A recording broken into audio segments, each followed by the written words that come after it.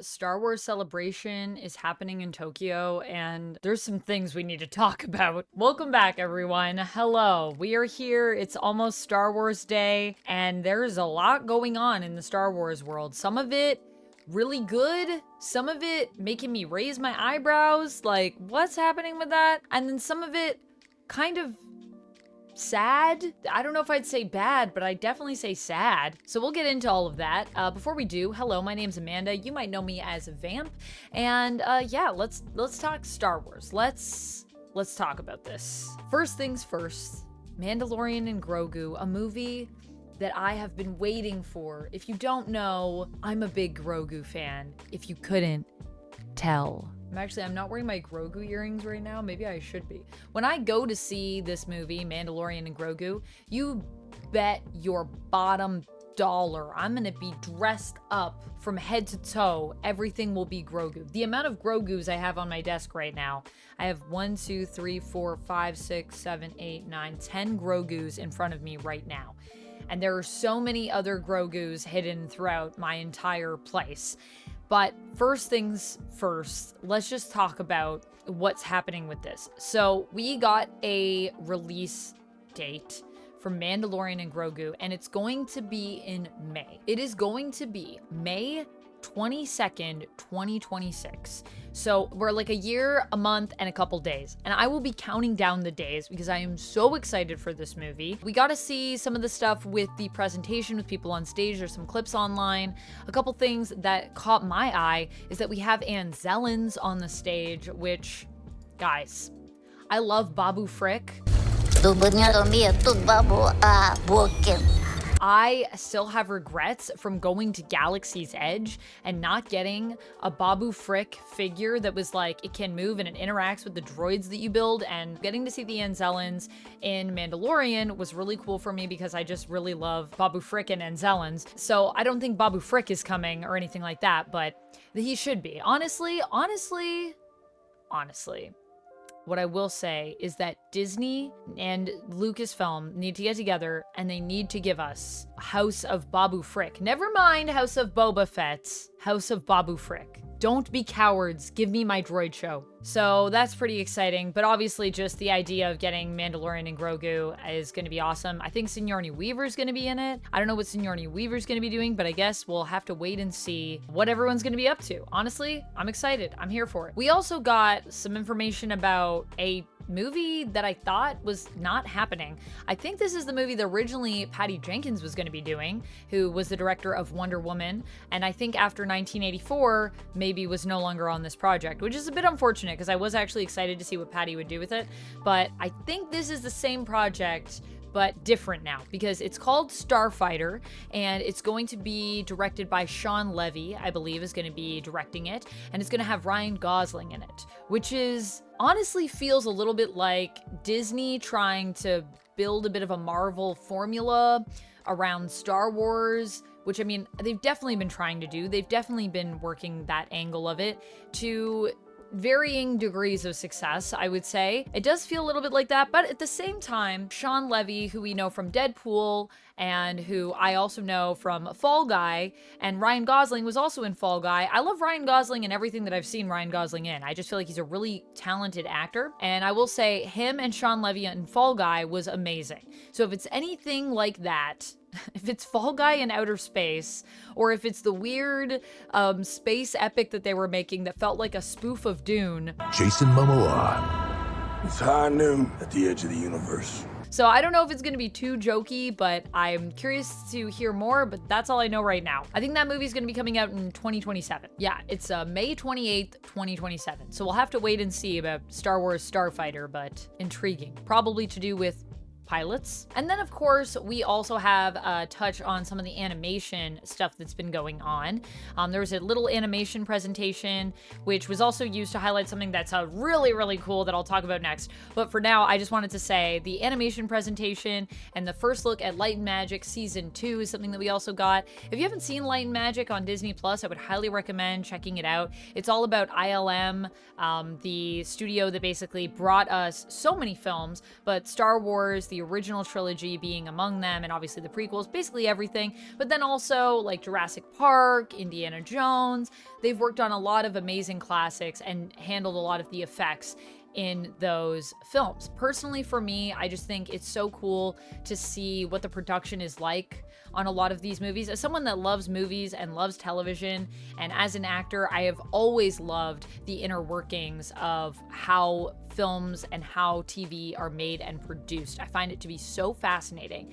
And I think it's also valuable in really appreciating what you're seeing on a screen when you do understand it, because it really shows you how, you know, a 2-minute sequence is not just a 2-minute sequence where maybe you didn't like the color filter they put on, you know, that scene or something. That scene that might be 2 minutes to you was somebody's entire life work built up to them doing that 2-minute scene. Like, there are, especially in animation, there are craftspeople who have dedicated their whole lives, whether it be claymation, something that's more physical, or even digital animation. These are all things that people have dedicated their life's work to, and it culminates sometimes in just a very short sequence that, you know, people just don't value how much work goes into making these things for us. So I find it to be really fascinating.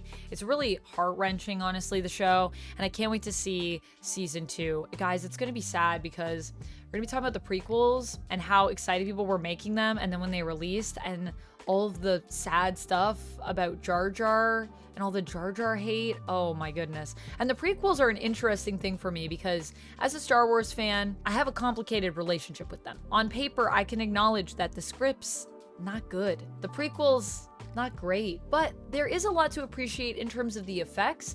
And honestly, I don't think the acting was really as much of the issue as we thought it was initially. Like, I think really the big issue with the prequels is the scripts. So it's really unfortunate to see so many actors that kind of got burned from the prequels just because they were in them, when really, I don't really think it was their fault. So yeah, we'll be getting into all of that, and I think it's going to be heartbreaking and emotional and just fascinating to learn how it kind of all went the way it did and why it kind of went wrong. But all I'll say is, join me for Light and Magic Season 2. You won't regret it. And if you haven't watched Light and Magic Season 1, definitely check that out. I would highly recommend it. So the other thing that we get with the animation presentation is they also talked about a new show that's coming, an animated show. It's going to be on Darth Maul, and I am so excited for it. It is called Darth Maul Shadow Lord. Okay, and Sam Witwer is coming back to voice Darth Maul. We also have Athena Portillo, who is producing, who also joined Sam for a little interview where they kind of discussed some of the stuff they're going to be covering. And Sam was talking about how when he was working on Clone Wars, you know, a lot of the times when he was talking to Dave Filoni about ideas that he had for Darth Maul, as someone who is very much invested in the lore and really, really does care about the character and the story, Dave would say things like, oh, you know, we could do something like that, but you know, it's not really Darth Maul's show. And now Darth Maul is going to have a show. So a lot of the stuff that Sam was suggesting is kind of what they're getting into in it.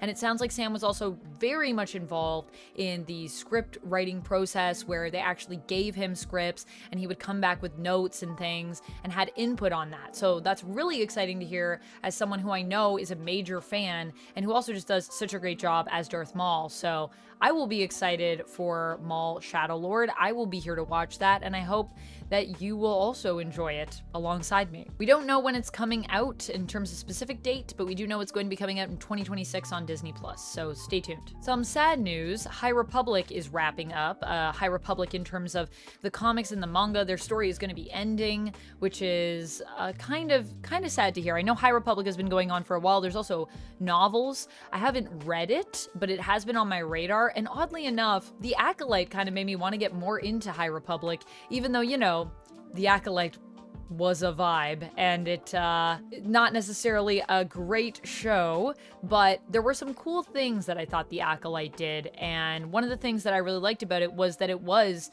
in the High Republic. That era of Star Wars, I think, is just a cool era, and I wanted to explore it more. and now it's gonna be coming to an end, which is a little bit sad, but you know, I don't know if that's necessarily because of the Acolyte or anything like that. I think it's just all things come to an end, and it has been going for a bit. Still, sad to see. Also, Star Wars is gonna be coming to Monopoly Go. Monopoly Go, I think, is one of the highest grossing mobile apps right now in terms of mobile games. I think Monopoly Go makes like the most money. So that doesn't surprise me, but I'm also just like, yo, Monopoly Go. What is happening with the world? Monopoly Go. But I haven't played it, so maybe I would love it. So maybe I should play Monopoly Go. Do you play Monopoly Go? Should I play Monopoly Go? Is this when I get in with the Star Wars tie-in or whatever? And finally, I'm saving one of my favorite things here for last. We need to talk about something big, guys. We need to talk about Star Wars Outlaws. We are getting a Pirate's Fortune. It is the new DLC. There is a little trailer for it, so I'm going to do a reaction right now, and then let's discuss. I love any reason to go back to Star Wars Outlaws because I have so much fun playing that game. And you know me, I need to get back to the sabacc table. I got an itch for sabacc. Normally I'd wear my kitty headphones, but today I'm gonna wear my Mandalorian headphones because Star Wars. Cans on.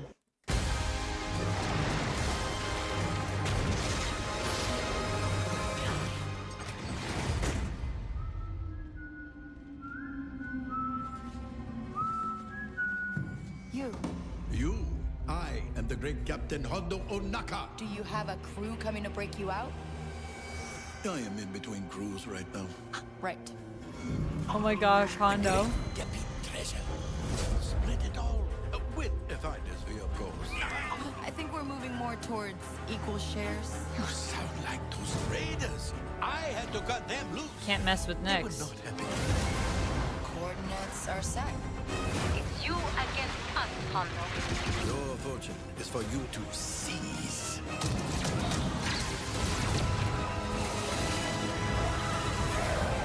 It is time we made our move.